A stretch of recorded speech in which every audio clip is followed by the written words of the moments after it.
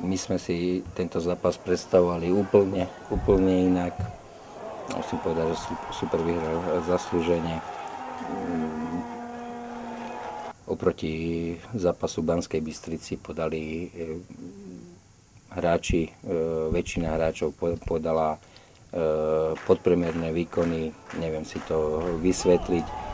Hlavne vstup do zápasu, chceli sme mať úplne iný, hrať aktívnejšie, stal sa nám pravý opak a myslím si, že začiatok druhého polčasu, keď sme chceli takisto vstúpiť aktívne, nám celkom vyšiel, ale potom gole, ktorý sme dostali, už viazla nám kombinácia a neboli sme schopní tento zápas otočiť. Myslím si, že sme videli veľmi slušné trojligové stretnutie.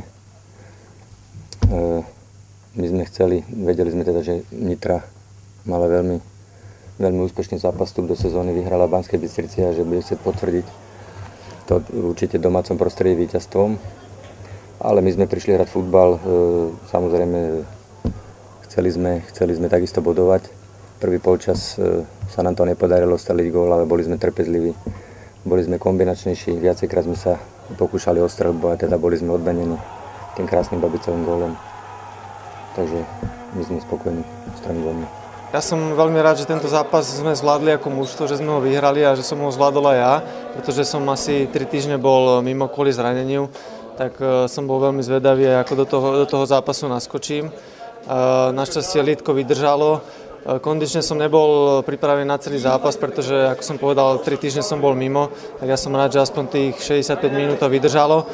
Tréner, ja som sa síce nepýtal dole, ale tréner asi usúdil, že bude lepšie, keď to pošetrím a keď ma stiahne z hry a bolo treba aj oživiť tú našu hru, pretože sme mali vtedy takú fázu, že sme nehrali dobre, takže si myslím, že spravil dobrý ťah, že mal dole, nastúpil tam Luky, ktorý dobre zapadol a vlastne potom sme aj ten zápas rozhodli, že sme dali gól. Ja si myslím, že v tom zápase sme boli lepší ako domáci a zaslúžene sme vyhrali.